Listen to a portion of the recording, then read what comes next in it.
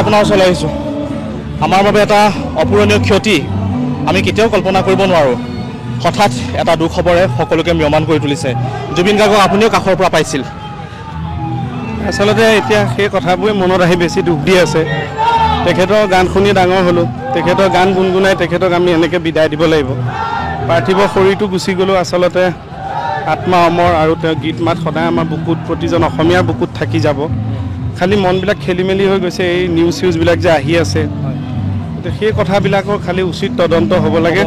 যি দোষী তেওঁ শাস্তি পাব লাগে। মানে আচৰিত লাগি মন চনবিলাক আৰু কিছু খেলি মেলি হৈ গৈছে এনেধৰণৰ কথাবিলাকত। আৰু তেওঁ অমৰ হৈ থাকিব তেওঁ সদায়। তেওঁ যিয়ে ওচৰৰ পৰা পাইছে, যিয়ে তেওঁ কাষৰ পৰা পাইছে, তেওঁ আচলতে ভালদৰে জানে। আমাৰ জন্ম হৈয়ে আমি জুবিন গাৰ্গক গীত শুনো। আমাৰ অসমীয়া প্ৰতিগৰাকী অসমীয়া জন্ম হৈয়ে জুবিন গাৰ্গৰ গীত শুনাৰ নিচিনা কথা। গতিকে আপুনিও কাষৰ পৰা পাইছে, আপুনি ইতিমধ্যে প্ৰতিক্ৰিয়া ব্যক্ত কৰিছে। কিবা তেনেকুৱা ধৰণৰ আচলতে খুহুতীয়া বা তেনেকুৱা ধৰণৰ ব্যংগাত্মক বা আপোনাৰ কিবা স্মৃতি আছে নেকি আজি ক'ব বিচাৰিব? নাই, শেষৰ দিনা মানে মই কেইদিনমান আগত গৈছিলোঁ তেওঁৰ ওচৰত, কিবা খানা খালোঁ আমি। তেতিয়া এই দাদা শুই থাকোঁতে মই মানে মাত দিছিলোঁ, নক কৰি পেলাই সুধিছে কোন? মই বোলো মই সিদ্ধাৰ্থ কে কৈছে তোক মই সপোনত দেখিছোঁ, তই মাতিছ যে। তেনেকৈ আচৰিত লাগিছে, তেওঁ হেনো সপোনত মোক দেখিয়ে আছিল। আচলতে মই পিছত ভাবিছোঁ এই চিকিউৰিটি দাদাজনে জগাইছিল, মোৰ কথা কৈছিল যে, সেইটোৱে চাগে তেওঁ ভাবিলে নেকি মই মানে সপোন দেখা বুলি। ধেৰ সময় কথা চথা পাতি আহিলোঁ, খানাও খালোঁ। তাৰপিছত এতিয়া ইয়াত গৈছে বুলি ভাবিছোঁ, একেবাৰে ভাবিছোঁ ভাল হ'ব। আগতেও এনেকুৱা হৈছে, সপোনতো ভবা নাই, না ঘৰত থাকিব পাৰোঁ, না ওলাই আহি শান্তি পাওঁ। এতিয়া এই প্ৰচেশ্যনটোত আহি যে আমি গানবোৰ চিঞৰি চিঞৰি গাইছোঁ, ক'ৰবাত অকণমান অন্ততঃ কলিজাখন হাত পৰিছোঁ, নহ'লে গা চা বেয়া লাগি গৈছেগৈ। মানে মানি ল'ব পৰা নাই। দাদাৰ গান সকলোৰে প্ৰিয়, প্ৰতিটো গান যিকোনো ভাষাই নহওক কিয় প্ৰতিটো গানেই প্ৰিয়। কিন্তু এই মুহূৰ্তত আপোনাৰ মনত কোনটো গীত আচলতে আহি আছে জুবিন গাৰ্গৰ? দাদা গান এটা মই খুব শুনি থাকোঁ, কেতিয়াবা মাজে মাজে। এনেইতো চব গান শুনো, সেই বিশেষ গানটো কেতিয়াবা শুনো। গাই দিছোঁ অকণমান, মোৰ ইমান ভালকৈ মই গাব নোৱাৰিম চাগে। এইটো কাৰ পৰশ সেই গানটো গোৱা আচলতে সেইটো পৰিৱেশতো নাই। সেইটো শুনি থাকোঁ, বৰ মানে আচলতে মনত পৰি আছে। সেয়াই নিশ্চিতভাৱে সেয়া আছিল অভিনেতা সিদ্ধাৰ্থ আৰু মোহন দাস।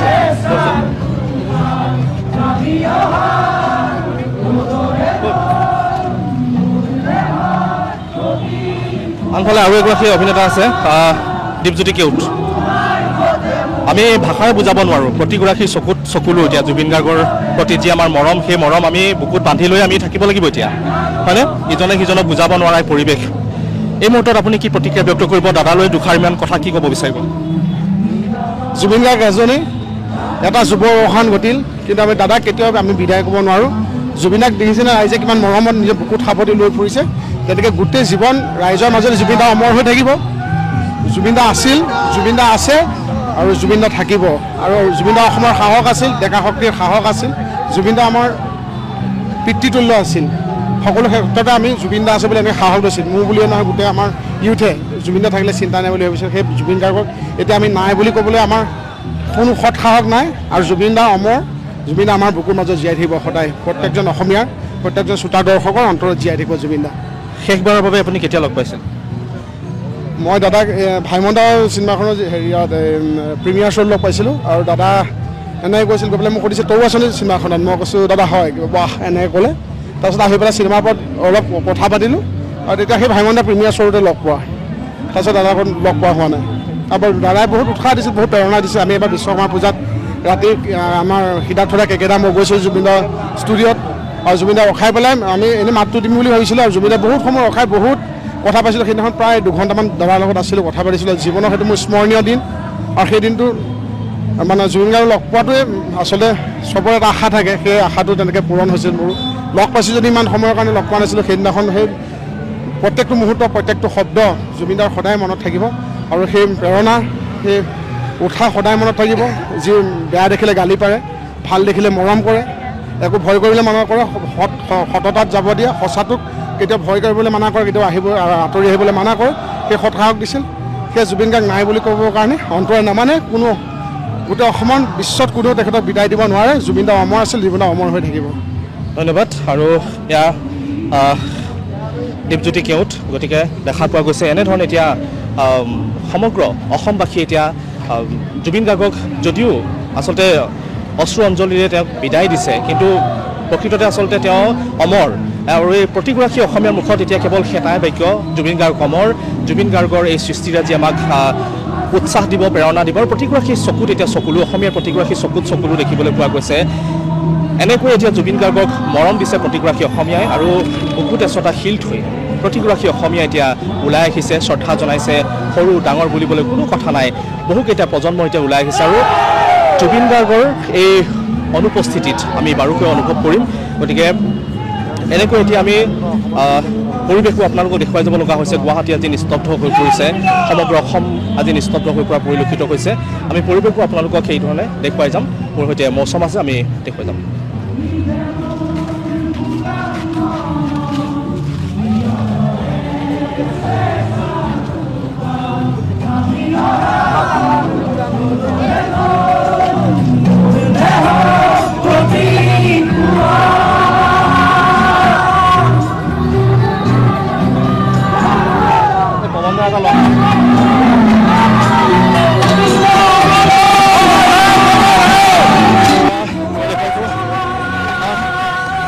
এটা দুখৰ খবৰ,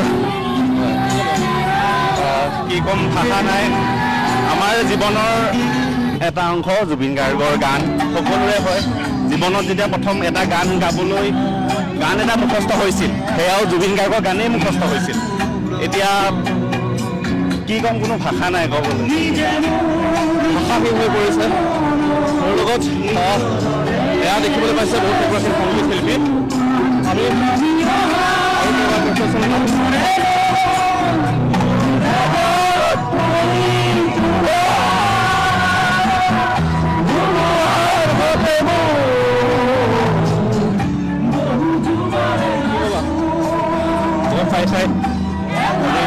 মাজত জুবিন গাৰ্গ নাই, এজন বহুত মহান ব্যক্তি আমি হেৰুৱাবলগীয়া হৈছে। ক'বলৈ ভাষা নাই। মোৰ লগত ইনু বৰুৱা বাইদেউ আছে। বাইদেউ, এটা খুব দুখৰ খবৰ।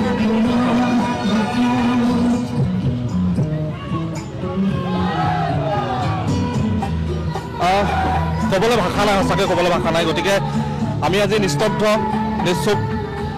আপোনাৰ পৰা এটা প্ৰতিক্ৰিয়া ইণ্ডিয়াটোতে দৰ্শকসকলক। জুবিনক আমি অমৰ কৰি ৰাখিব লাগিব তেওঁৰ সৃষ্টিৰাজিৰে। আৰু কিয় হ'ল, কেনেকৈ হ'ল, এই ঘটনাটোৰ তদন্ত হ'ব লাগে। আমি সকলোৱে এইটোৱে বিচাৰোঁ। এটা মাত আমাৰ অসমৰ পৰা নাইকিয়া হৈ গ'ল, এটা কণ্ঠ নোহোৱা হৈ গ'ল। নাই, ইয়াতে শেষ, অসম শেষ। আৰু মৃত্যু হ'ব মানুহৰ, এইটো এটা সত্য, কিন্তু ইমান সোনকালে তাকো জুবিন গাৰ্গ। বহুত সোনকালে কৰিবলগীয়া কাম বহুত আছে কৰিবলগীয়া। এইবোৰ তথাপিও যিখিনি কৰি গৈছে সেইখিনিৰে আমি আমাৰ অসমখনক জীয়াই ৰাখিব লাগিব। যিবোৰ কথাত তেখেতে মাত মাতিছিলে, সেইবোৰ কথাত পিছৰ প্ৰজন্মই অকণমান আগবাঢ়ি মাত মাতিব লাগিব। সেইটোৱে আৰু। ধন্যবাদ বাইদেউ, বহুত বহুত ধন্যবাদ। আৰু এয়া দেখুৱাইছোঁ শিল্পী সমাজ ওলাই আহিছে। জুবিন মই বহুত ভাল মানুহ আনো। মই আচলতে শিলচৰৰ পৰা ইয়াত আহিছোঁ। আপোনালোক লগ কৰিবৰ কাৰণে, জুবিন দাৰ দেখিবৰ কাৰণে। জুবিন বহুত ভাল মানুহ, তাৰ লগতে মই বহিছোঁ, চাই পাইছোঁ, বহুত ভাল মানুহ। বহুত ভাল মানুহ মোৰ ওলাইছে, মোৰ বেয়া লাগিছে। সেইটো কাৰণে মই দুখ প্ৰকাশ কৰি আছোঁ। কি কৰিম আৰু আমি এনেকুৱাই কৈছোঁ, আমাৰ লগত বহুত কেইগৰাকী শিল্পী আছে, শিল্পী সমাজ ওলাই আহিছে। আৰু এয়া শ্ৰদ্ধাঞ্জলি, জুবিনৰ প্ৰতি মৰম, জুবিন গাৰ্গৰ প্ৰতি থকা অফুৰন্ত মৰম। আমি আৰু এগৰাকী অভিনেতা আছে আমাৰ সৈতে।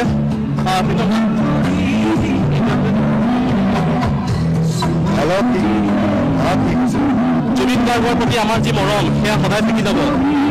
আমাৰ তেজে সদায় থাকিব, আৰু তেওঁৰ নিচিনা আন দ্বিতীয়জন কেতিয়াও হ'ব নোৱাৰে।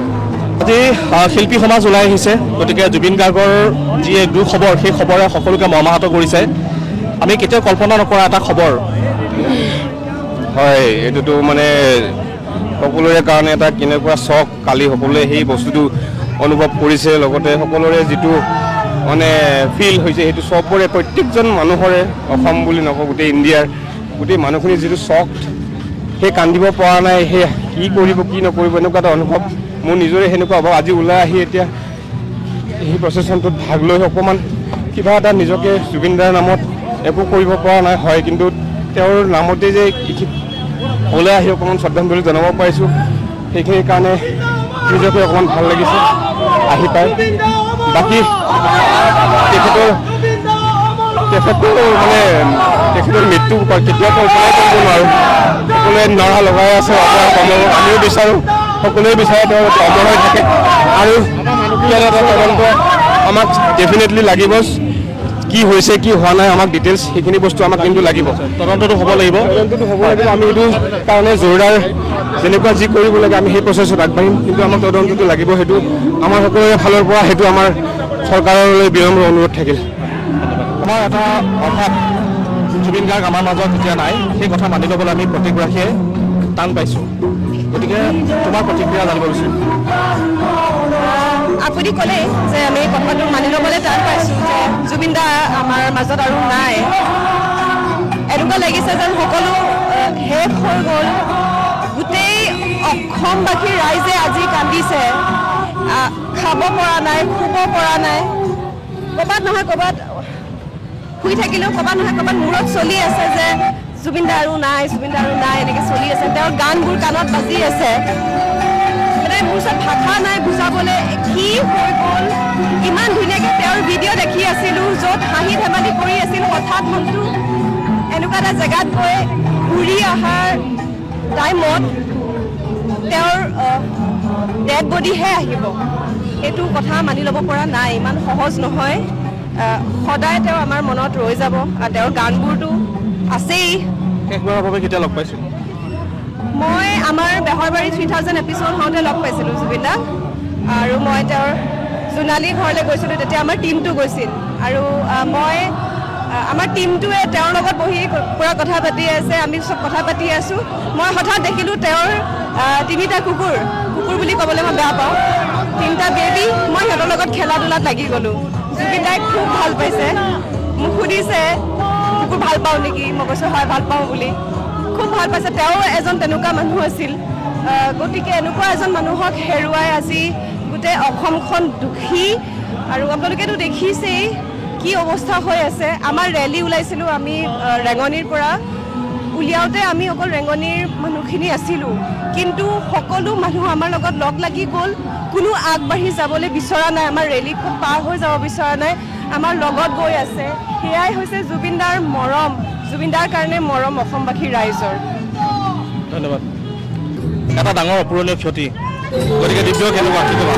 এটা বহুত ডাঙৰ ক্ষতি, জাতিৰ এটা কলিজা হেৰাই গ'ল, ভাষা নাই, শব্দ নাই ক'বলৈ, আৰু বুজাব নোৱাৰা এটা সুখ। এইটো হয়তো আমৃত্যু পৰ্যন্ত থাকি যাব। আমি মৰা সময়লৈকে হয়তো আমাৰ বুকুত সদায় ঠাই ল'ব, অসমীয়া জাতিৰ বুকুত সদায় থাকি যাব।